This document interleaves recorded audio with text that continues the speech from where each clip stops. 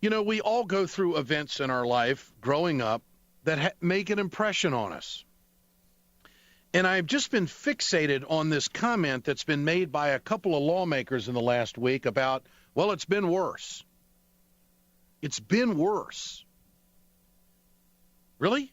It's been worse. It has been worse. And we've gotten through other times in the past. There have been assassinations. We've had to heal. We're about to honor and recognize the birth date of Martin Luther King. How did Bobby Kennedy handle it that night in Indianapolis? It was unbelievable off the top of his head the way he handled that. But the healing had to start somewhere. But one of the things that has caught my attention this week is we've seen worse. And I've been thinking about that. And I thought, okay, what event in my life, and it's amazing when you go back and just research it just a little bit and what you find. An event in my life. In 1970, I was 16 years old, and the Vietnam War was raging. And the draft was on. And we were being told as a country that we were winding down, that we were going to get out. And President Nixon ordered the troops into Cambodia. And, of course, there were protests all over America on college campuses. The dialogue in the country was at a very fevered pitch. Hey, man, I was a 16-year-old kid. I was doing athletics. I didn't follow the news every night. But I remembered this one.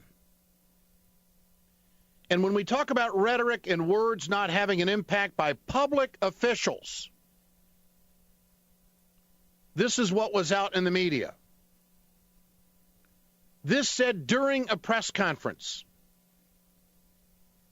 a governor called the protesters an un-American and referred to the protesters as revolutionaries set on destroying higher education in the state. Quote, they're worse than the brown shirts and the communist element and also the night riders and the vigilantes.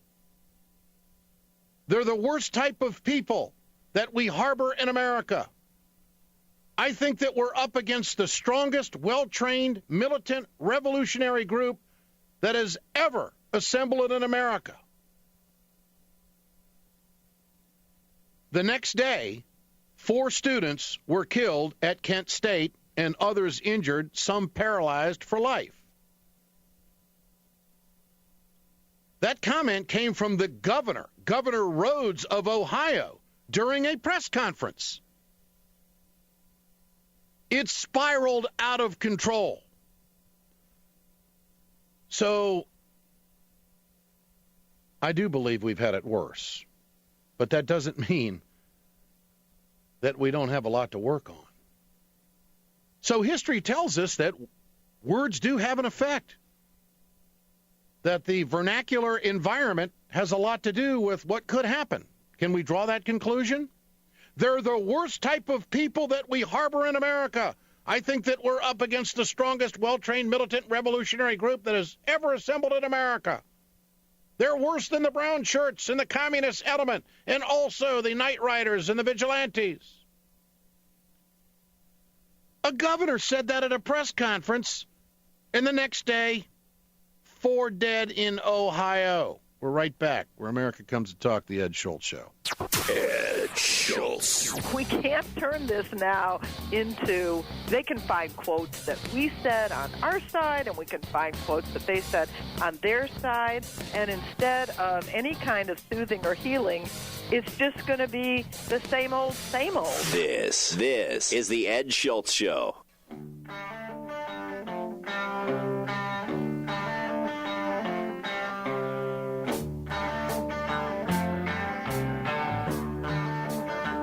It's been worse.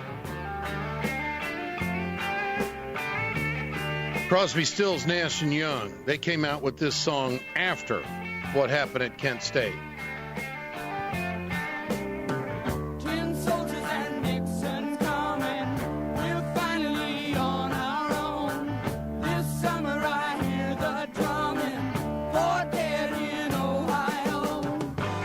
Gotta get down to it. So those Americans out there who think that what public officials don't say doesn't have some kind of an impact, okay, I'm going to go along with you. I'm going to go along with you that what public officials say really has no impact on the environment, the climate of conversation, in the mood of the country. The president last night was trying to capture the mood of the country and reach our soul to make us think about how we can be better. We've all got work to do. So if what politicians say really doesn't matter, why in the hell do they take out commercials during the campaign season? Words do matter.